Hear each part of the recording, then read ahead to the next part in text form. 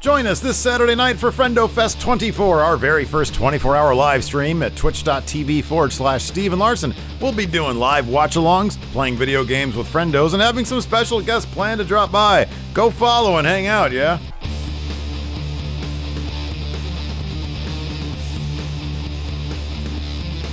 Hey, friendo, Steve here. And Larson. And on today's Going In Raw news brief, morale at WWE is up. AJ Styles confirms AEW Talks, and we preview tonight's NXT and AEW Dynamite. But first, is it time for WWE talents to finally unionize? Larson, what's in the news? So Andrew Yang, of course, he made news last week, I believe. Yeah. Following an interview with Chris Van Vliet. He just recently appeared on the Wrestling Inc. Daily podcast and spoke about the potential benefits of WWE wrestlers joining the Screen Actors Guild. Of course, Screen Actors Guild is the union, trade organization for actors across cinema, television. This is what he had to say, quote, "I think that's one approach that could really work wonders. And if you were to ask professional wrestlers, how many of you would like to be a part of the Screen Actors Guild? I have a feeling you'd see every single hand go up because SAG affords tremendous protections to other actors and actresses who are on screen every day and every week. The parallels are almost 100%, where if you're a professional wrestler, you are inhabiting a character, you're given storylines and plots. In some cases, you're given actual lines, you rehearse, and you perform in front of a televised audience. So they should be members of SAG. That would be transformative for the industry. Wrestling has been in the dark in terms of it being included in things like SAG because of its roots, But if you look up at the reality now, I mean, you're talking about hours and hours of scripted TV programming every week, and the wrestlers are talent. So by right, they should be considered for SAG membership in all its protections." Obviously, at this point, Sasha Banks, I mean, a bunch of the wrestlers at this point probably are SAG. Maybe. I mean, there's certain number of hours you have to log on a set to qualify, is my understanding. It's been a while. I mean, back when I was doing short film stuff, I had to deal with some SAG stuff kind of generally. And if the infrastructure is similar, like in a lot of respects, it makes sense because actors are by and large independent contractors. None of them are employees of the production companies or studios who are making these movies. They see a script, they like it, they sign on, do the role. After that role is over, they move on to something else. Could be with another studio, production company, so on and so forth. Okay, so I've got 3 ways to qualify for SAG membership here. Okay. According to entertainmentcareers.net. Number 1, get hired as a principal performer in a SAG signatory show. Performers may join SAG upon proof of employment. So in the case of Sasha Banks, for example, given that she has a fairly prominent role seemingly in The Mandalorian, you would think that would qualify, yes. Number 2, performers may join SAG if the applicant is a paid-up member of an affiliated performers union or for a period of at least 1 year and has worked on at least once as a principal performer in that union's jurisdiction. So in one of the other performers unions, if you've done some stuff there, you could be hired. And then 3, to get hired as a SAG extra for 3 days. So there are, a SAG extra, Screen Actors Guild extra. So are there some sets that only have unionized extras? Maybe. What is that about?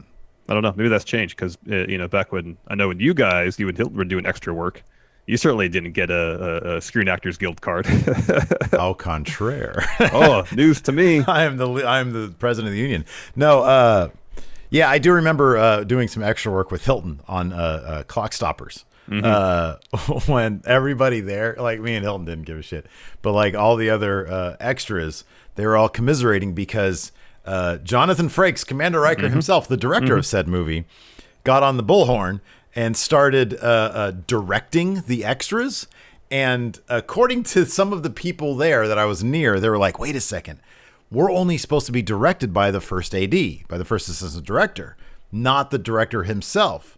They were all discussing a loophole they had heard of where if the director directs the extras, you are then eligible somehow in some way or in some part for SAG membership. I never looked into it. I had no desire to be in SAG.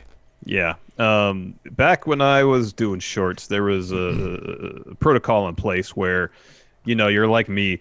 I made a movie with no money, and so the lead in my short was a member of the Screen Actors Guild. But there's a way you can do it where you don't have to pay the usual day rate to use union talent. Yeah. It's a situation where, or was, I don't know if it still is, where if you sell the film, it makes money, then you have to pay them. But it's in relation to pro wrestling. You hear people talk about wrestlers unionizing, and how that might affect smaller independent promotions. If it's a situation like wrestlers joining the Screen Actors Guild, it would require them being on television to qualify for membership. Yeah.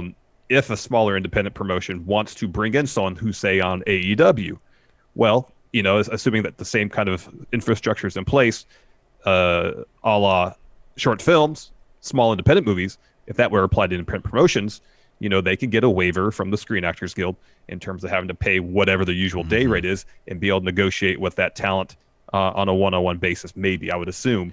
So there's in terms of the parallels, it's not exactly one-to-one, but there's some overlap, and I can see how it wouldn't be a bad fit. Well, I wonder so like, in terms of how it would benefit the wrestlers, I mean, obviously, when you're a member of SAG, I think you have some level of health insurance, don't you? Yeah. Yes.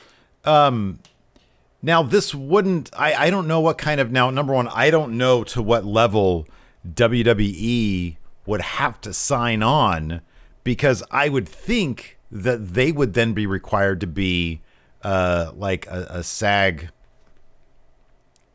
certified or something, like some level of production status that they have, where it's like, okay, now we only accept SAG actors, or you get like a day pass or something like that. So I don't know if something tells me Vince McMahon would want to put a hard stop to it. Now, if the government came down on him and was like, hey, we need to make a deal here, you got to give us something, assuming the administration changes hands come January. That will be very interesting to see. At some point, dude, either with McMahon at the helm or not, it seems like it'd be an inevitability. It feels like that WWE, to an extent, at a crossroads.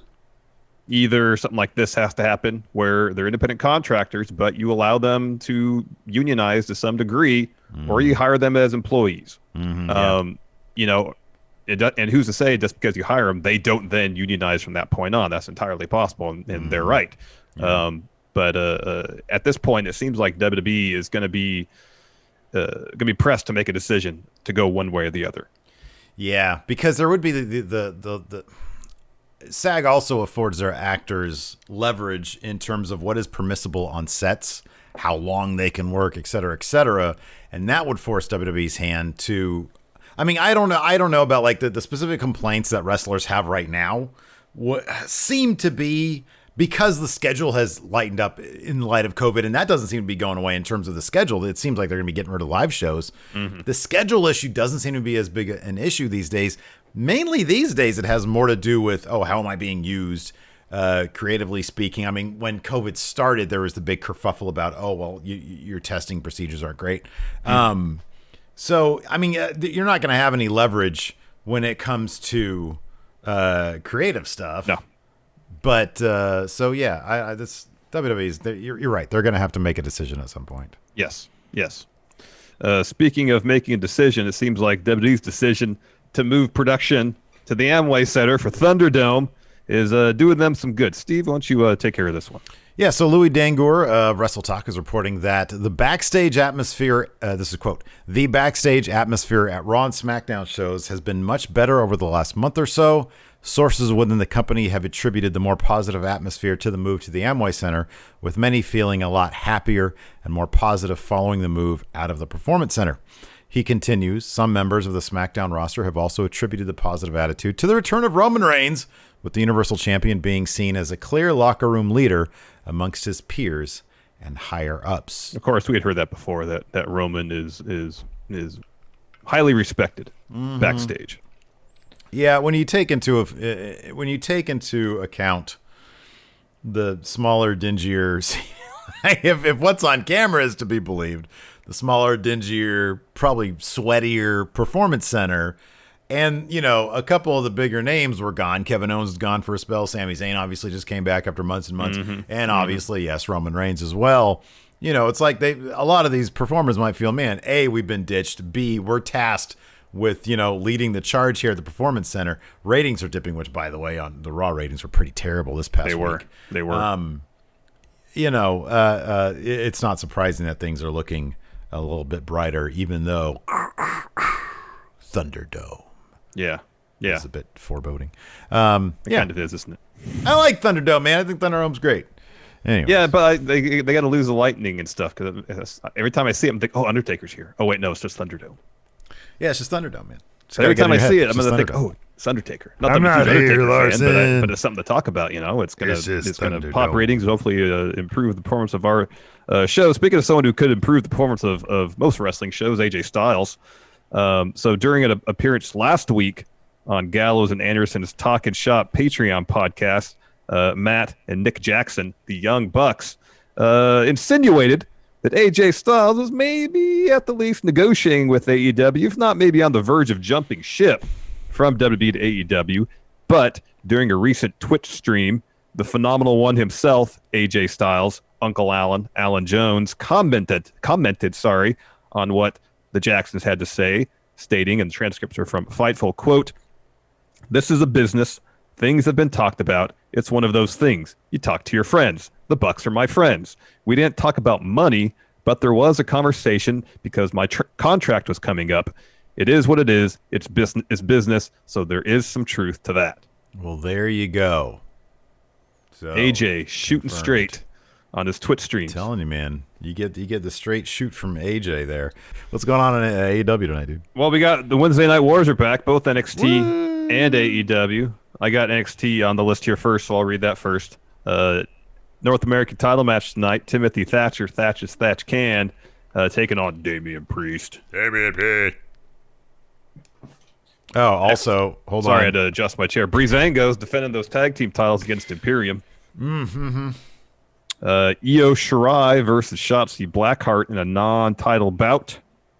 Oh, wow. That'll be good. Then Drake Mavericks teaming with Killian Dane to take on Roderick Strong and Bob Fish.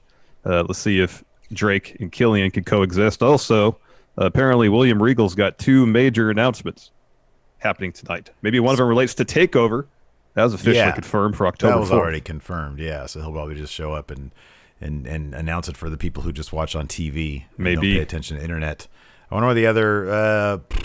has to do something. If they're at a TakeOver in less than a month, there needs to be a number one contender. So that's what they're going to do. Yeah, he's going to say, and then a number one contender will be announced in a match.